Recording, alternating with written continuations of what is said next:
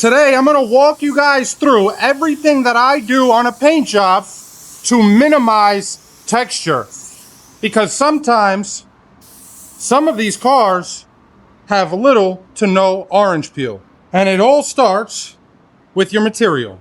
So everything that I'm gonna be spraying today is in the booth with me right now. I have the booth set at 81 degrees, which is about 5 or 6 degrees hotter than I'm actually gonna be spraying, but I wanted to make sure I get this stuff nice and warm. One thing I don't think I spoke enough about in the past is shaking your material. Now, yes, this one goes on the rack and it gets stirred, but your hardeners do not. You wanna make sure that everything is properly shook before you mix it. Now, when I mix my sealer for jobs like this, I'll actually over reduce it by about 2%. The reason why I do that is because when you want a flat finish, you want as little material as possible on the car. There are 3 things that fight leveling when you're painting a car. And those things are your film thickness, your solvent escape rate. That's where your hardener comes in, right? Because your hardener dictates your drying time and your environment dictates your hardener. And the last thing is the air movement on your panel. Thick, wet coats basically trap energy while your thin, controlled coats release it. When I say trapped energy, what I'm referring to is your surface tension. Thick, wet coats are going to create too much surface tension. While we do want surface tension, too much surface tension is no good, because what that does is trap solvents that are desperately trying to escape, and when they escape, they create texture, pulling your material up with them. And this is a perfect example of why waterborne base coats can finish so much smoother than your solvent-borne base coat, because obviously solvent-borne paint has more solvents than waterborne paint. So when we're applying our base coat and we need to match a flat factory finish, we want to apply only as much base coat as we need. Because in this case, where we have a Infinity that has an extremely flat finish, all we're gonna do by applying more that we need is create more texture than we want. So you'll see me go heavy on my first coat like I always do, and then I'll start getting lighter as the job goes on. But in this case, what I'm gonna do is actually start applying it in the manner I would apply my drop coat, because I know the more base coat I have on here, the more texture I'm gonna see when I lay my clear. And by the way, this is why you should never bring aftermarket parts to a body shop, because nobody really wants to do what it takes to get these things ready for paint. So then they come in the paint booth, and when you apply your adhesion promoter and then your sealer, things like this happen. If I had to guess, whatever mold release agent that they used to make that diffuser, it's still on there, and my waterborne cleaner wasn't enough to get it off. So that entire thing's got to be sanded down very thoroughly. Now, luckily, because black covers so well with the paints that I spray, I'm only going to put on 2 coats of base here. And for my third coat, I'm going to put on something else. I'll show you guys exactly what that is right after I finish this coat and handle a little issue on my bumper.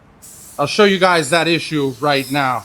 I believe this is an aftermarket bumper, and they come with a lot of defects, and then when you sand them down, you just rip them apart. So you see there's some scratches in here. I'm gonna have to knock those down, put my last coat of base here, and then I'll show you what we're gonna throw on right before our clear. Now, right before we clear this thing, we're gonna throw a wet bed on it. A very nice, thin wet bed. This is going to give us a nice level surface to lay our clear on, because as you guys all know, your wet bed is designed to carry your pearls and be used as a bed for your metallics to lay on, because it does such a good job at leveling the surface it's applied to. I'm going to go over this one more time. And also, while I have this chance, I just want to address a comment on my last video where someone said that base coat is too thin to be a factor on the finish of your paint job. The reason why I disagree with that statement is because when you apply your first coat of clear, you're softening that top layer of your base coat, right? When that top layer softens, what happens is any solvents that you might have trapped by putting on your base coat too thick are going to suddenly try to start to escape again. And when they do, they are going to impact how your clear coat lays. This also actually makes sense perfectly because in the last video, what I was doing was I was trying to see if under reduced base coat would deliver a flatter finish in my clear coat. The reason why is because I noticed whenever I unreduced my base and I applied it to a panel, it looked smoother initially. But once we did that test in our last video, I realized because it went on so thick, there were solvents that we trapped that were trying to escape. And when we applied our clear, even though our panel with under reduced base looked smoother initially, the texture eventually caught up once we started clearing it. Hopefully that makes sense. It's really hard to try to explain while I'm working, but hopefully you guys get what I'm trying to say. If you don't, drop a comment and I'll make sure I answer it. Now we're ready for clear, so I will grab my clear that is nice and warm by now. And the first thing I'm going to do is go lower the temperature on the booth to about 74 degrees. All right, we are all set for clear. Now, this is something I've actually learned from one of you guys in the comments a while ago. If you want a flat finish, what you need on your first coat is a nice, tight, but wet coat of clear. So the way we achieve that is by using a slightly higher pressure on our first coat. That's going to atomize the clear a little bit more and make sure it hits the panel in finer droplets, which equates to a tight coat. All right, I'm using my Omni MC161 unreduced. I only have the fast hardener, so that's what I'm running today. And my pressure is around 30 to 31 PSI.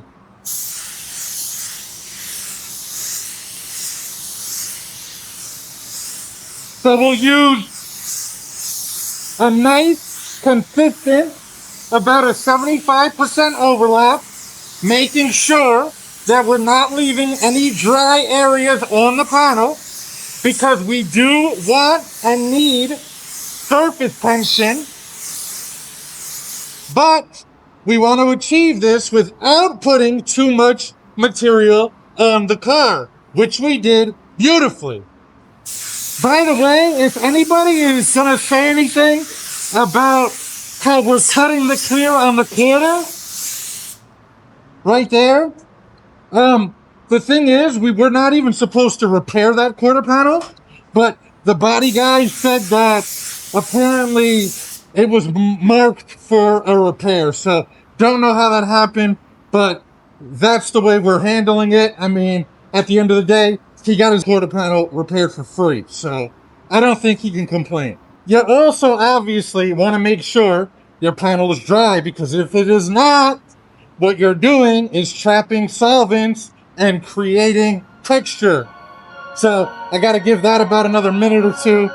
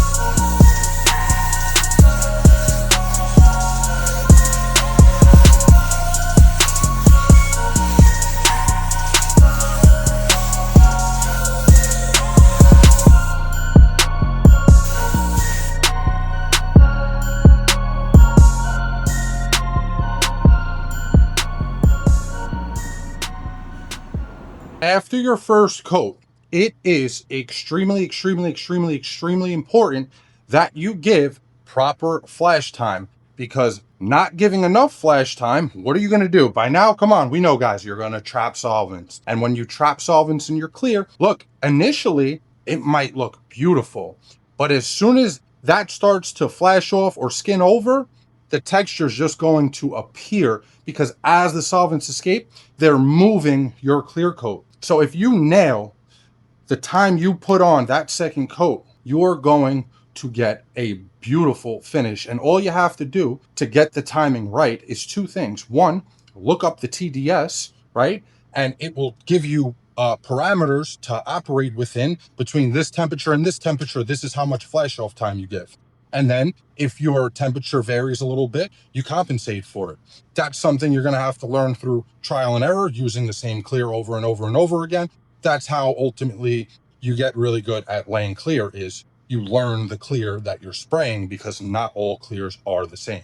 And the second thing you do is you double check. You go in there, you take your glove, you touch the panel. You don't want it stringy, but you want it tacky. So if you touch it and strings are coming off too soon, if you touch it and you just hear that sticky noise, lay your second coat. And I'll tell you how we're going to lay our second coat right now. And if you're using these disposable cups, don't just mix your clear, throw your top on and shake it and think you're good. No, stir it, because that filter in your lid is going to mess with how your hardener and your clear mix together. So you need to mix it before you put your strainer on. I promise you, it makes a difference. All right, so first things first, let's check. See that? No strings, but my glove is a little tacky. That's what you want. This thing is begging for a second coat. On this coat, I'm going to turn my fan one turn in, and I'm going to lower my pressure by about 4 psi. So I should be around 27 psi, and my fan will be one turn in and my fluid wide open, and we're going to slow our passes down. So your first coat is essentially your setup, and your second coat is where you're going to come in. You're going to slow down, and this is where you eliminate texture and create that glass finish that you're looking for. Also, you can decrease the distance from your gun to the panel. I usually do, not by much, but I will hold my gun slightly closer on that second coat. Wow, that thing looks beautiful. All right, let's lay this chunk. Same thing. Slower speed, same overlap, a little bit less distance. What you're doing by lowering your pressure is creating less overspray, because overspray, too much overspray, is going to increase texture in your finish. All right, let's see what we got. And if you guys approve of this finish, drop a like on the video. Maybe consider subscribing. Here is our finished product. Would you guys say that we achieved our goal of minimal texture on this one? Let me know in the comments. If you got any value out of the video, if you enjoyed the video, if you were entertained, if you could, please, like I said, consider leaving a like, comment, maybe even subscribe. I would really appreciate it, and it helps out the channel a bunch. By the way, dropped a nice hair in that one. Been getting a few of those lately. Don't know where they're coming from. Must be coming off my body somewhere. Until the next time, peace!